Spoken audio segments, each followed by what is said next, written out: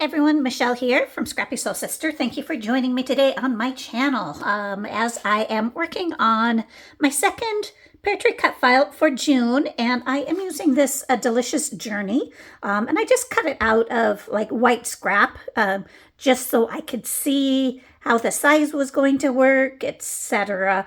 And this is from the June release. There's actually several words or food centric cut files this month, so check them out.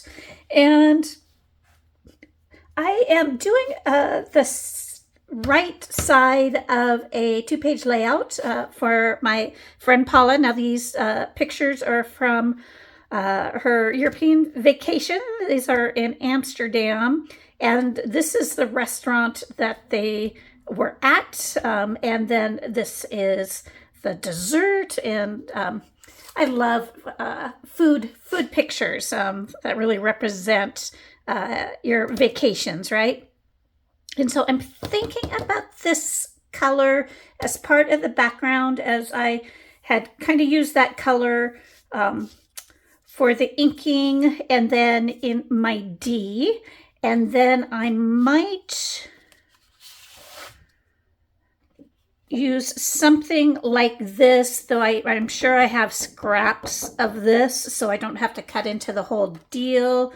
But I'll probably just do one solid for the background of this, since this has multiple colors. And doing two cut files on a layout, I don't do it very often because I just don't want them to compete. However, this one is just so different with its more vertical or portrait style, and this one is more landscape, and the shapes of the letters are the same. So the only thing that I have not determined yet is the size. I might keep it this size. We tried to do that on the design team, keep it the size that it prints, just so you can see it. I might make it a little smaller, I don't know.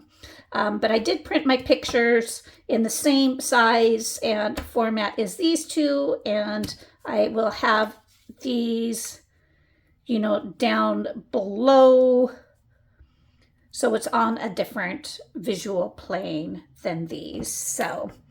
So that is kind of where I'm going to start, and we will see where it takes us.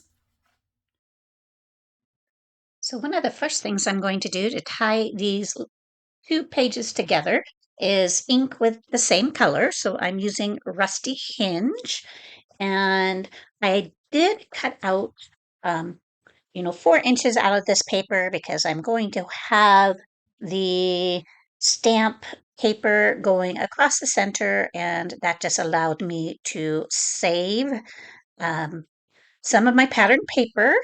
Waste not, want not, right? And I'm using my Tim Holtz uh, grip media mat to hold these 3 pieces together so that it is truly 12 by 12. And this worked really well. So you'll see above the stamp paper and below the stamp, I did have a couple of different stamp sets with some food types of words. And so I did off camera go ahead and stamp some food sentiments for to go horizontally across my layout.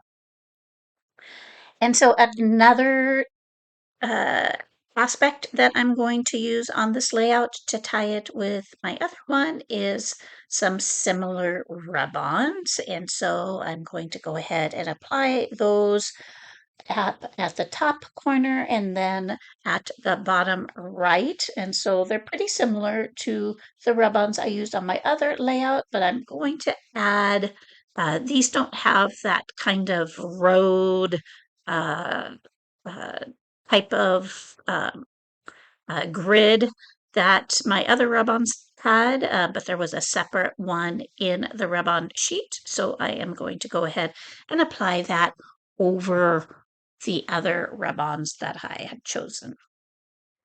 I am also going to use, I love the branding strips in a lot of Dennis's collections. They are very similar, so you can use them to tie in different aspects of your layout really easily. So I really like that. So I'm going to use the zigzag at the top of the bottom, and then I am going to mount my delicious journey, and I am going to do it in a kind of more so it's offset. So it truly looks like a shadow, um, and isn't centered on that offset cut. So I have my pictures there. I added one picture, the Amsterdam South view, so it ties in exactly where they were and the restaurant that they went to. And I am going to have that yummy piece of dessert as the center. And I'm going to use this long floral strip underneath my pictures to tie them all together. I am also going to add a journaling card for Paula, and I don't really I'm just going to slide it in there. So if she decides to use it, great. If she thinks that everything kind of stands for itself, or she has her journaling elsewhere, then she can easily remove that. Now, I've also cut out a couple of tags, and so you see I have the kind of the tan color here, and then I have a mint one that I cut out of the same paper that I had backed my delicious word with. And I'm going to go ahead and ink those with Rusty Hinge as well, and use these to as a base for my embellishment cluster there to the right of my photos. And I'm going to have a little bit of my peanut butter smoothie, so that probably doesn't need to be in the film, but there you go, real life. And then I'm going to start picking some elements to build that cluster. So I used some of the laser cuts, the backpack, some of the florals. I used that round compass, and I am choosing some similar elements to go up at the top left, some florals. I'm going to add that camera and a believe I decide on the adventure tag. So that is going to go up there as well.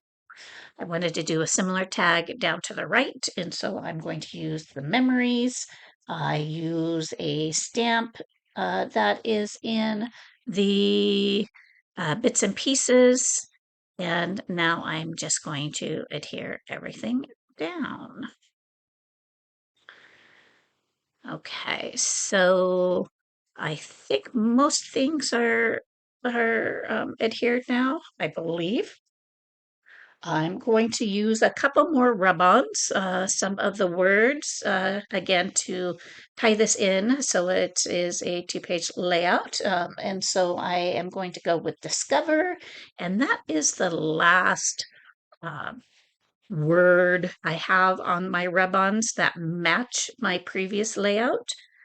So I'm going to do something a little different up at the top left. So just going to finalize some flowers, and I didn't really feel like using any twine or anything to tie off my tags, and so I'm just going to use my embellishment pieces to cover up the tag holes, so it's not doesn't feel like there's something missing.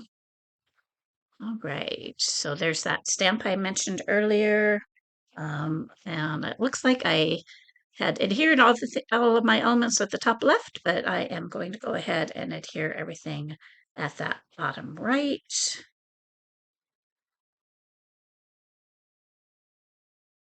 And I am just using the florals in a few places just to break up any hard lines. And so when it comes to inking, if it's a solid edge, whether it's round or rectangular, then I'll go ahead and ink it. Things like flowers and the backpack and that type of thing. Um, I'm not going to ink those. That's it's too detailed for me. I'm not the most detailed person, so but I am going to add that camera down below. So I have a camera up at the top and down at the bottom. I'm going to add the little bit of florals for my camera, and I'm going to add a word sentiment down below. I'm going to go with the tan one. I don't think it's made it on camera yet, so it matches the color on my details layout. There it is. And a few more things I'm going to do. I'm looking to see, is there any other word phrases that I want to use? But it feels wordy enough with that added phrase there. The world is yours to explore. The stamping I had done for the food centric stamping, and then the title. It feels like there's enough words going on. But I am going to add um, a couple of little pieces of um, the the epoxy. And they are words, so I guess you can take back everything that I just said. But I added them more just for a different shape, and I believe I might add them off camera. And so I'm going to go ahead and add that rub-on that I mentioned up top. And so I'm just going to go with an arrow, and then I am going to add a plane from the epoxy. I believe I do that off camera as well.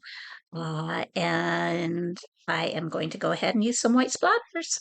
So you'll see those elements that I add off camera in the close-up, which are coming up next. Thank you for watching my video. I hope you all have a great day. Hit like or subscribe if you enjoyed the video. And thanks for watching. Have a good one, everyone.